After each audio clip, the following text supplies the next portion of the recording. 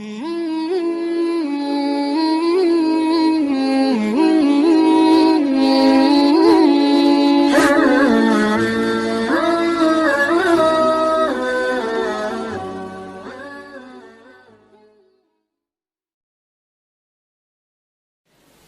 imajinasikan suasana ketika Ramadan turun Al-Quran. Supaya kita tahu bulan Ramadan ini bulan yang di langit tuh sibuk banget loh. Malam Ramadan pertama di langit itu hiruk pikuknya tuh luar biasa. Euforianya tuh luar biasa. Gembira semua langit tuh. Sampai surga dibukain satu pintu yang tidak dibuka kecuali di bulan Ramadan. Dan pohon-pohon di surga itu dihias oleh Allah seperti kita menghias taman dengan lampu-lampu di atas pohon. Jadi surga di bulan Ramadan itu kelap-kelip, indah sekali. Tanpa itu aja udah indah surga teh. Saking indahnya surga, Nabi kan pernah melihat surga ketika lagi sholat ya. Kalau nggak salah lagi sholat gerhana matahari. Allahu Akbar, tring gitu. Allah buka tabir. Kalau bahasa kita itu dikasih kayak 4D gitu kan. Tiba-tiba Nabi ngelihat sesuatu yang lain. Allah bukakan tabir hijab surga sehingga Nabi melihat surga dari jarak yang sangat dekat. Saking dekatnya seolah-olah hanya dengan melangkah beliau bisa metik buah anggur di dalam surga. Nabi lagi sholat nih, Allah bukakan hijab, Nabi ngelihat surga, ada anggur yang bergelantungan dan gemes banget pengen dipetik saking kerennya nih anggur, saking ranum banget. Nabi berjalan lagi sholat menuju ke depan dan pengen ngeraih anggur. Lalu Allah tutup hijab itu. Dibukalah hijab neraka, Nabi langsung mundur ke belakang sampai mentok ke sahabat di shaf pertama karena melihat isi neraka. Ini artinya surga nggak dihias aja tuh udah keren. Nggak dihias aja Allah sampai mengatakan bahasa-bahasa tentang surga itu di dalamnya lu'lu, marjan, segala macam, di dalamnya ada banyak perhiasan-perhiasan. Belum lagi nanti bahasanya mudhammatan. Ada jenis surga yang hijau tua. Surga hijau tua maksudnya apa? Surga yang lebat dengan pohon-pohonnya. Ini berarti surga kayak Amazon kalau di dunia. Hutannya lebat banget dan itu buat anak-anak yang anak-anak gunung lah ya. Yang senang-senang gunung tuh ada mudhammatan ayatnya. Saya lagi nyari-nyari surga yang ada ombaknya yang mana gitu. Yang ada mudham. Kenapa surga identik dengan gunung, kebun, rumah, pasangan? Yang pasti pasangan itu yang penting sih. Karena ada kebun, gunung, segala macam sendiri agak-agak garing juga ya.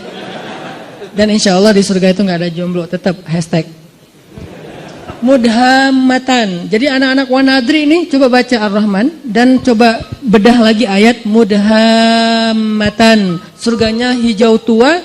Kenapa hijau tua? Saking lebatnya hutan di dalam surga. Kayak gimana jenis pohon di dalam surga? Satu pohonnya kita berjalan di bawahnya 100 tahun, itu belum keluar dari naungan dahan-dahannya. Kan di daerah Taman Sari gitu kan, ada pohon-pohon yang kebun binatang yang gede banget ya, melintasi jalan. Itu baru di dunia aja udah kayak gitu pohon, gimana di surga. Sehingga kalau kita berjalan di bawahnya 100 tahun, naik onta nih 100 tahun, belum keluar dari dahan atau naungan keteduhan satu pohon doang. Makanya disebut mudhammatan, hijau tua, lebat banget. Siapa yang ada di sana? Itu tempat spot buat berburu. Karena salah satu hobi nanti penghuni surga, terutama yang cowok-cowok berburu. Cewek-cewek nemenin cowoknya berburu. Berburu. Kita udah, dan berburunya udah jago, bukan meleset-meleset wae ya. Jadi nggak seru juga kan? Meleset akhirnya stres. Kenapa? Nggak dapat buruan. Masa di surga stres gitu? Pastilah. Nanti kalau yang tadi main air pasti udah jadi tiba-tiba jadi kayak Kelly Slater gitu, tiba-tiba jadi main di barrel gitu, udah jago pro surfer gitu. Karena di sana tuh udah nggak ada lagi yang setengah-setengah, semuanya jadi pro. La khaufun alaihim wala nas. Gambaran emosional, perasaan manusia di dalam surga, la khaufun alaihim wala hum yahzanun. Nggak ada lagi rasa takut, khawatir, dan nggak ada lagi rasa kecewa atau sedih.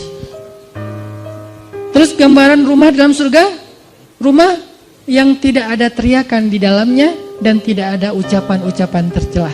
Itu rumah surga. Sakinah mawadahnya surga itu nggak ada teriakan, nggak ada ucapan tercela. Setiap hari yang kita dengar dari pasangan kita kalimat yang indah. Pasangan kita nggak mungkin ngecewain kita di surga. Kalau di dunia kadang manyun, wajar lah ya. Kadang salah ngomong, wajar manusia. Tapi di surga nggak ada yang kayak gitu. Semuanya nikmat. Dan malam Ramadan surga yang indah itu Allah hias. Jadi kita bayangkan, kita imajinasikan. Kenapa Nabi ngomong sedetail ini? Supaya kita berimajinasi tentang keadaan Ramadan. Sampai yang saya pernah cerita, Nabi pernah Allah perlihatkan surga dalam mimpi kan? Dan mimpinya Nabi itu bagian dari mi'rajnya beliau, naik ke langit. Ngelihat sebuah istana yang indah. Istananya tembus pandang, jadi kayak kaca gitu. Kemudian di dalam istana, di sebelah istana itu ada seorang cewek lagi main ayunan. Terus Nabi nanya kepada Jibril, itu cewek itu siapa? Itu rumah siapa? Rumah Umar. Langsung Nabi memalingkan wajahnya karena ternyata itu istrinya Umar. Ini menunjukkan bahwa surga itu real, teman-teman. Dan sekarang udah ada. Surga itu bukan diciptakan nanti setelah kiamat, enggak. Surga itu salah satu di antara ciptaan-ciptaan Allah yang awal. Jadi awalun juga tuh surga, neraka, al-qalam, yang kayak gitu-gitu tuh awalun loh, yang awal-awal diciptakan. Jadi surga sekarang udah ada, cuman beda dimensi sama kita. Kalau Allah berkehendak, kita hanya perlu waktu beberapa detik untuk sampai ke sana, kayak Nabi berisra dan mi'raj. Beda dimensi dengan kita. Jadi suasananya udah ada, nyanyian surganya udah ada, yang isi dari lirik nyanyiannya apa? Salaman salam, salaman salam. Semua nyanyiannya kalimatnya adalah keselamatan, keselamatan, baik-baik. Nggak ada kalimat-kalimat yang jelek di dalamnya. Ini artinya Ramadan adalah bulan yang sangat istimewa di sisi Allah. Sehingga kita hayati itu, teman-teman. Itu yang kedua. Yang ketiga yang ada 4 yang kita cari dalam traveling. Yang ketiga adalah bangun mood. Karena kalau kita traveling gak ngejaga mood, itu biasanya juga tadi garing kan. Walaupun tempatnya keren, fasilitasnya bagus, itinerary-nya udah lengkap banget, tapi karena kita nggak mood, kenapa nggak mood? Bisa jadi tadi sakit hati, baper, bete, ada haters di followers kita, ada yang komen negatif ke kita di akun. Sesuatu yang simple banget tapi bisa bikin mood kita hilang. Kan gak nyaman lagi ya perjalanan. Kebayang gak sih kalau orang lagi umroh, lagi traveling suami istri, yang tadinya niatnya pengen honeymoon, tiba-tiba kayak ada sedikit keributan gitu. Di dalam hotel bertengkar, akhirnya yang satu tidur di lantai, di sofa, terus satu lagi tidur di kasur. Atau pas keluar makan sarapan, keluar sendiri-sendiri, terus pas jalannya masing-masing sendiri-sendiri, nggak saling menyapa. Buat apa traveling kalau kayak gitu, kan nggak nyaman banget nih. Kenapa bisa jadi gini? Karena moodnya hilang. Nggak sedikit loh orang yang berangkat umroh sampai di sana malah diam-diaman. Yang tadinya udah happy-happyan, kita umroh pertama nih berdua, sampai di sana ada masalah sepele, akhirnya diam-diaman. Mungkin masalah sepelenya apa? Katanya tadi nungguin saya di pintu, saya tungguin lama, ternyata udah makan duluan di hotel, akhirnya ngambek misalnya. Katanya mau apa, mau umroh apa, mau tawaf bareng, tapi kok kamu pergi duluan sama teman-teman, akhirnya ngambek. Bisa ada apa aja yang bisa bikin mood kita drop. Gitu juga Ramadan. Mood Ramadan sangat ditentuin dengan keadaan dalam hati kita. Gimana supaya hati kita selalu mood imannya baik buat ibadah-ibadah Ramadan? Banyak istighfar, teman-teman. Karena yang bikin mood iman kita drop, dosa. Saya selalu ngulang-ulang kalimat dari ulama, min awwalil khair an tatrukas syarr. Awal dari semua kebaikan itu tinggalin dosa. Salah satu cara ninggalin dosa, istighfar. Sehingga kalau kita membiasakan istighfar, insya Allah mood kita tuh naik lagi tuh. Istighfar tuh kayak charging. Jadi makin sering kita istighfar, makin naik persentase mood kita. Sehingga ketika puncaknya mood kita lagi ngejos banget, itu semua ibadah tuh ringan loh. Sholat 1 juz ringan, malah dianggap kok 1 juz sih, bukan 10 juz. Pas 10 juz kok 10 juz sih, gak khatam sekalian. Wah ngeri nih. Sholat tahajud, udah dia taraweh, plus tahajud lagi, walaupun ada mazahib lah ya. Dia tahajud lagi di rumah. Kalau tadi kenapa tahajud lagi? Soalnya tadi kan tarawihnya crowd. Saya pengen tahajud berdua. Boleh nggak gandengan? Allah. Gak boleh, Rasul juga yang paling romantis nggak gitu-gitu amat gitu kan ya. Oh ya udah deketan aja deh. Jangan jauh-jauh tuh. Deketan lagi. Kenapa sih harus deketan? Soalnya kalau kamu jauh hafalan saya suka lupa. Udah deketan tetap lupa. Jadi semangat banget gitu. Pengen tahajud semangat, pengen ngasih makan orang berbuka semangat, tilawah semangat, apa aja lah pokoknya kebaikan-kebaikan karena moodnya lagi dapat istighfar. Dan yang terakhir yang keempat, ini juga penting teman-teman.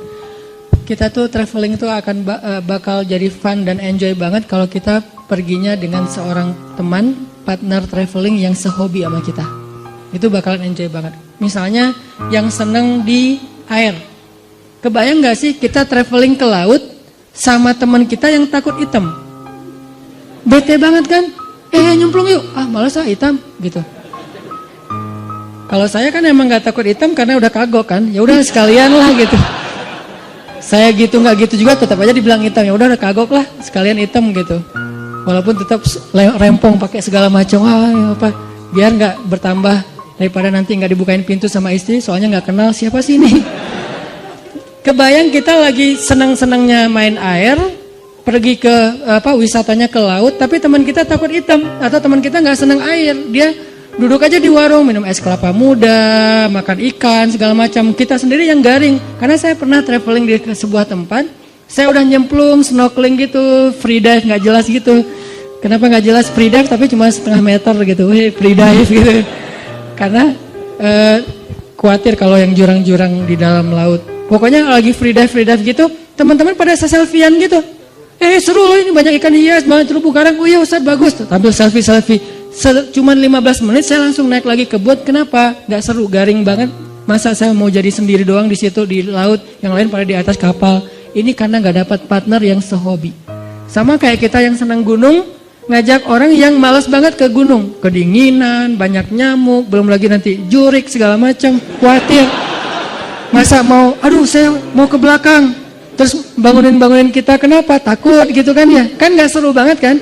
Belum lagi dia lebay gitu orangnya ke gunung kayak nonton film horor, dikit-dikit peluk gitu. Ya kalau itu pasangan, kalau teman kos-kosan gitu kan geli ya. Ini nggak sehobi nih sama kita nih ke gunungnya, jadi nggak akan nyaman perjalanan kita trip ke gunung. Atau yang ke mall, saya sering merhatiin nih kalau lagi nganterin istri ke mall, apalagi mallnya yang agak-agak rame gitu kayak pasar baru ya. Saya kalau datang ke tempat-tempat yang crowd gitu, saya perhatiin apa? Wajah bapak-bapak. Itu semuanya kerung gitu. Ibu-ibunya beda banget nih ekspresi antara ibu-ibu sama bapak-bapak kalau di mall teh. Apalagi mall yang pasar-pasar gitu kan, bapak-bapaknya sambil bawa bawa-bawaan gitu istrinya kan nggak bawa, jadi nggak berasa belanja banyak kan, kayak free gitu. Belum ada apa-apa yang dibeli. Si bapaknya ini apa? Makanya kan ada sunnah Nabi dalam sunnah berbelanja. Salah satunya apa? Suatu hari Nabi lagi belanja bareng dengan Abu Hurairah, ditemenin gitu. Pas Nabi udah beli sesuatu, Abu Hurairah pengen ngambil. Ya Rasul biasa saya bawa. Kata Nabi, seorang yang belanja membawa belanjaannya sendiri. Itu sunnah belanja. Kenapa kita bawa belanjaan sendiri? Biar tahu kalau kita udah belanja banyak. Kalau yang bawanya supir, suami atau siapa gitu, kita nggak tahu. Makanya belanja bawaan sendiri. Udah banyak akhirnya males gitu kan. Atau naruh dulu di bagasi mobil, balik lagi. Tetap aja. Itu wajah bapak-bapak tuh rata-rata tuh bete banget loh. Kalau di tempat-tempat crowd gitu ya, semuanya pada bete. Kalau seandainya mereka bisa memilih, cuman gak dikasih pilihan sama istrinya. Seandainya bisa memilih, pasti mereka mau mojok di mana gitu, ngopi. Kalau udah dikasih kopi, langsung cenghar lagi kan ya, kopi nih. Makanya kalau partner traveling kita nggak sehobi, itu nggak bakalan enjoy. Pasti nggak nyaman banget. Sebentar udah langsung pengen cus. Kenapa? Udah kelihatan ada wajah-wajah bete nih. Mudah-mudahan kita cari partner Ramadan kita. Siapa yang rajin tilawah? Almar'u ala dini khalilih. Seseorang itu tergantung siapa? Teman dekatnya. Jadi kalau partner traveling Ramadan kita senang tilawah, kita ke bawah.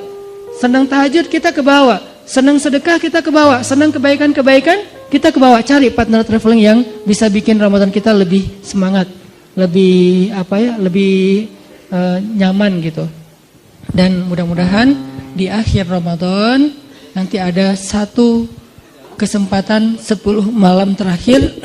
Itu kalau saya analogiin dengan traveling teman-teman.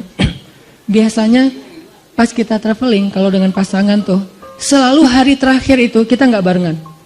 Hari pertama barengan, kedua barengan, terus aja barengan, pegangan tangan kemana-mana nggak bisa lepas gitu. Giliran hari terakhir pasti nggak barengan. Kenapa? Karena masing-masing ngejar target.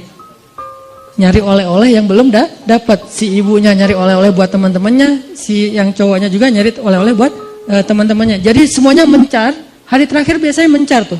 Masing-masing rempong sendiri-sendiri. Udah kita nanti ketemu di sini ya, meeting pointnya. Udah jalan sendiri-sendiri. Itu analogi sederhana berlaku juga di Ramadan. Hari terakhir yang tadinya kita barengan, berbuka puasa bareng, malam tahajud bareng, begitu masuk asyarah min awakhir Ramadan, 10 terakhir bulan Ramadan, kayaknya kita harus berlakukan SOP traveling. Gak apa-apa deh, kali ini kita agak sendiri-sendiri. Itikaf sendiri-sendiri, maksudnya satu masjid tapi kan beda. Masa mau itikaf di sini mesra-mesraan kan agak aneh ya. Boleh sih mesra-mesraan, gimana? Nyisir rambut. Misalnya, mah bawa sisir enggak? Kenapa? Sunnah mah. Kan Aisyah nyisir rambut Nabi ketika lagi, papa kan gak punya rambut. Oh ya. Soalnya banyak mikir gitu.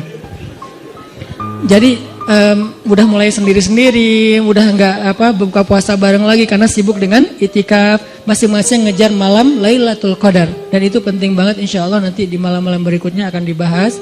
Mudah-mudahan tahun ini kita memperoleh Lailatul Qadar. Dan seandainya tahun ini adalah Ramadan terakhir kita, ya Allah jadikanlah Ramadan ini sebagai penggugur semua dosa-dosa kami. Jadikanlah Ramadan ini sebagai jalan buat kami ke surgamu ya Allah. Dan jadikanlah Ramadan ini adalah Ramadan terbaik dalam hidup kami. Semoga Allah memberkahi bulan Ramadan kita. Kullu am wa antum bi khair. Ramadan karim. Billahi taufiq wal hidayah. Wassalamualaikum warahmatullahi wabarakatuh.